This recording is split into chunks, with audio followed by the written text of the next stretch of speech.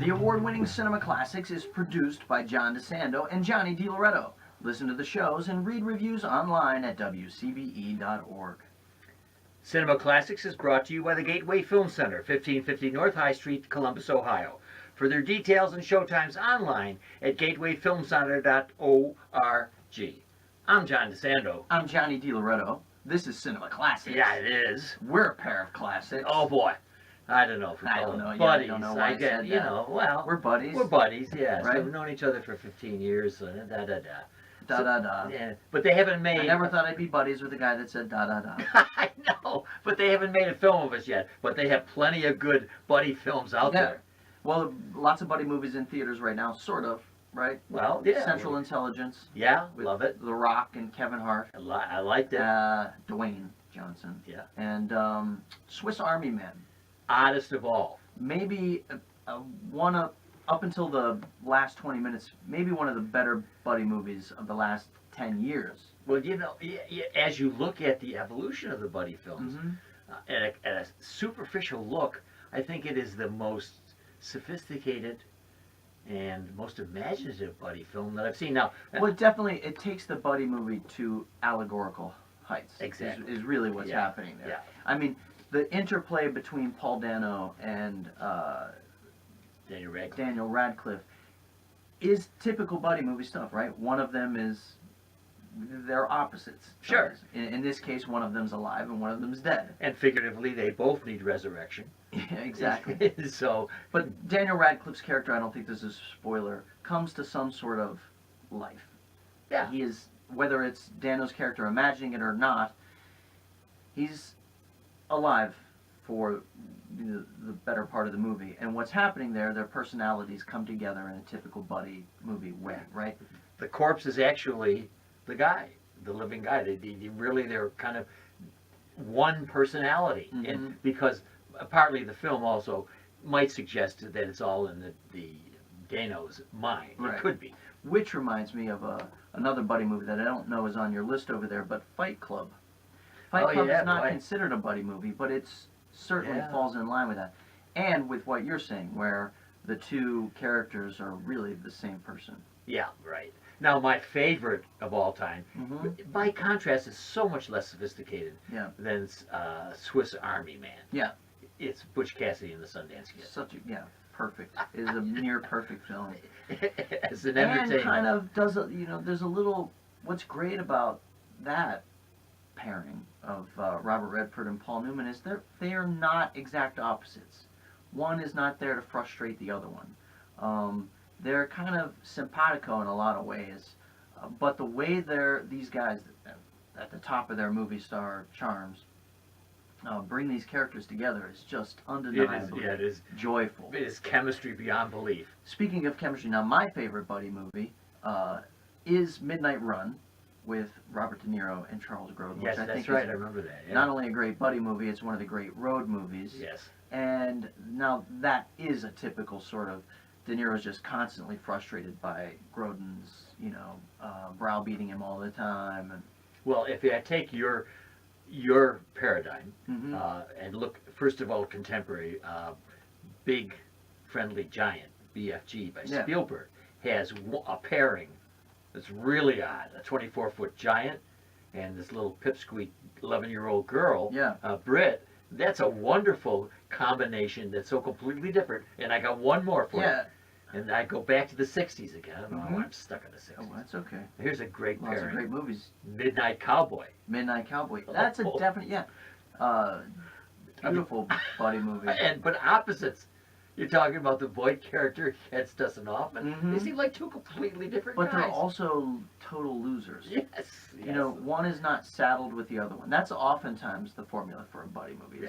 Here's one competent character who gets saddled with somebody who's incompetent. That's right. In Midnight Cowboy, the Voight and Hoffman characters are both just losers. Well, and somehow together they find some meaning and some change. Well, how about this then? On the distaff side, Thelma and Louise. Of course, it's perfect. Also, like Midnight Run, a buddy movie that doubles as a road movie. Yes, it's an adventure. Yes, right. And also, the two aren't opposites. They're both Southern ladies. One is younger than the other one. Louise is more experienced, the Susan Sarandon Yeah, character. right. But those two are in a different bind. You know, Yeah. that propels the story. And The Heat, which I didn't see in 2013, had McCarthy and Bullock.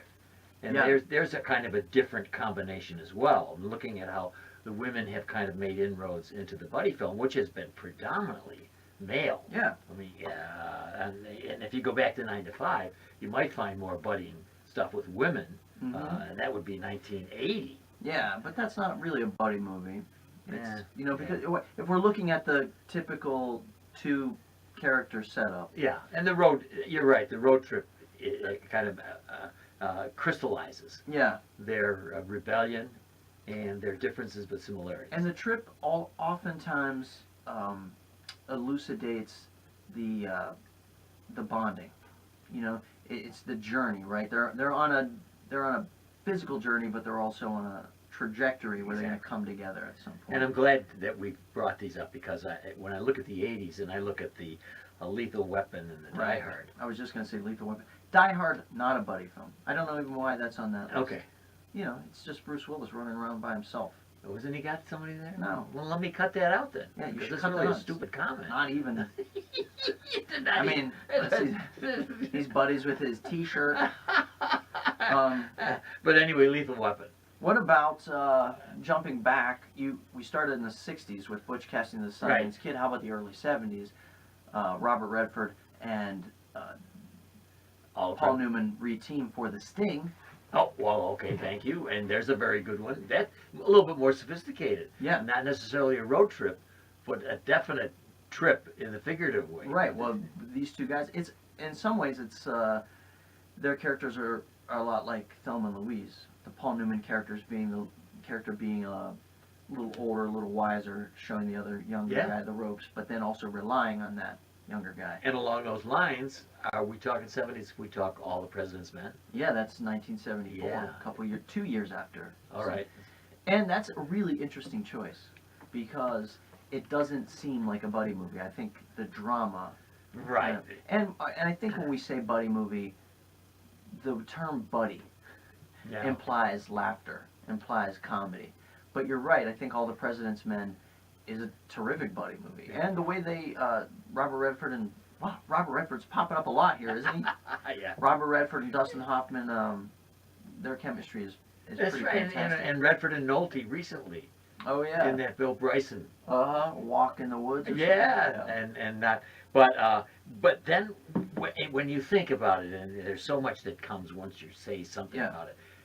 Shawshank Redemption in the 90s. Yeah. And it's not a road show, and it's not necessarily humorous, right? As I remember it. No, it's not. And so we get something a little bit different with that, but yet we can see it's a buddy film. I got a couple more for you, so we should just rattle these off because we're fast running out of time.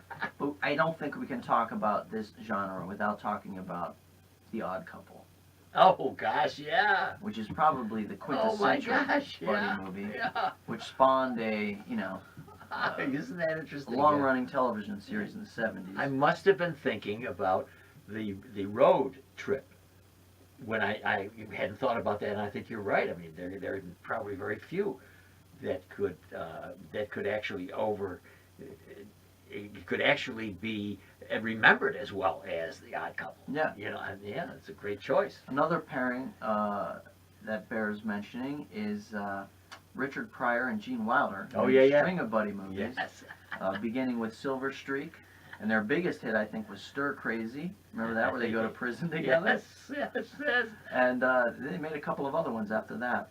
All right, stop it. We got to stop? Yeah. No. Why? What do you mean? Because Wedding Crashers. I can already tell. Swingers. I can tell. White Men Can't Jump. This is only Paper Moon. a 5-minute show. Kiss Kiss Bang Bang.